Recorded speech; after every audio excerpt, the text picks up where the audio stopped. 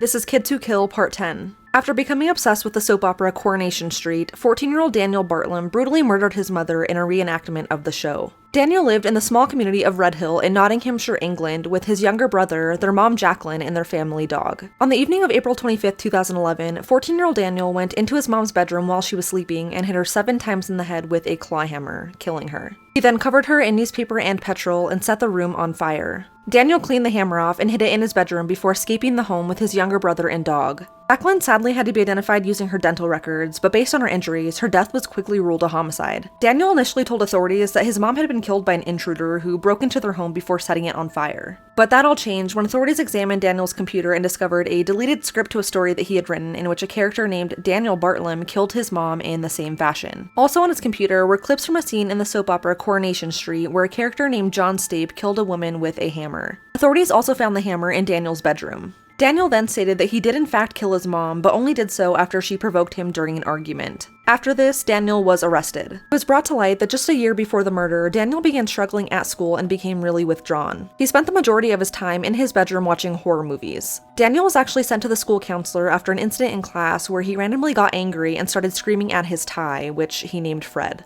He told his classmates that his tie was trying to hurt him. Daniel also told his counselor that he was having bad dreams, often felt sad and angry, and that he was hearing voices telling him to hurt people. But despite all of this, just 6 weeks before he murdered his mom, the counselor performed a mental health assessment on Daniel and stated that he wasn't suffering from any mental illness, and that he was little or no threat to himself or others. Before his trial, mental health experts agreed and found that Daniel wasn't suffering from any psychological or psychiatric condition. Daniel then stated that he killed his mom after she physically and verbally abused him, but authorities found no evidence of that. Daniel was sentenced to life in prison with the possibility of parole after 16 years. In court, Daniel stated, quote, "In the story, I got away with it, and I thought I could get away with it in real life, too," end quote.